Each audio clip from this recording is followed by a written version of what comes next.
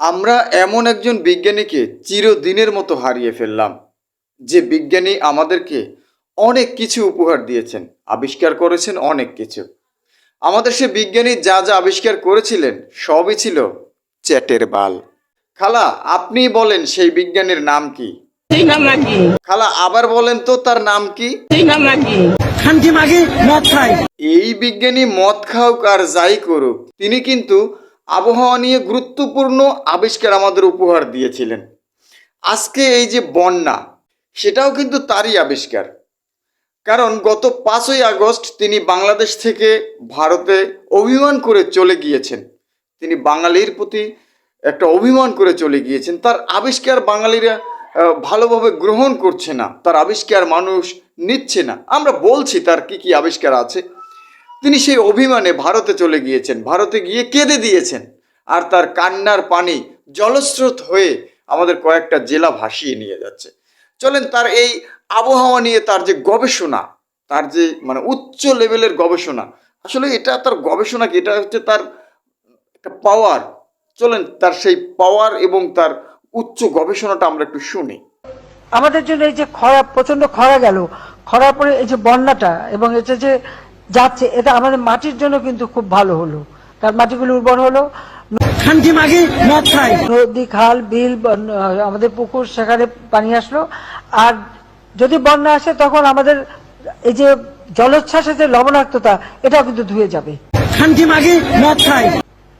ক্ষতিও যেমন আছে, খালি ক্ষতি ক্ষতি করে চিন্তা করলে হবে না, ভালো দিকটাও দেখতে হবে।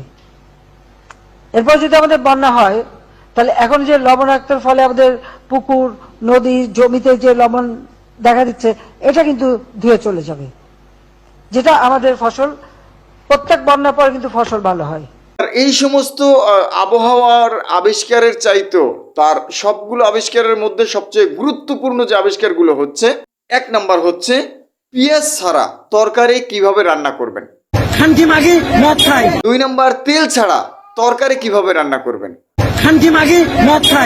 3 নাম্বার, ডিমের দাম বাড়লে সিদ্ধ করে ফ্রিজে রেখে তারপরে সেটা সময় মতো বের করে খেতে পারবেন।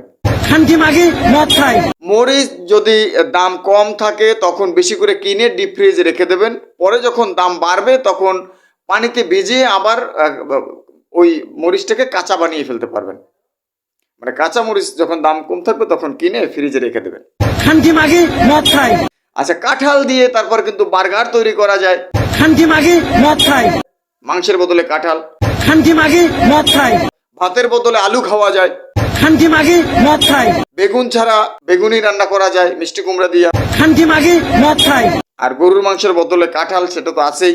আমি কিন্তু একটা কথাও বানিয়ে বলছি না, কেউ আবার মনে মনে কষ্ট পাবেন না। কষ্ট পাইলে কিছু করার নাই। যাই বলেন, বেশ কিন্তু কিউট ছিল তিনি।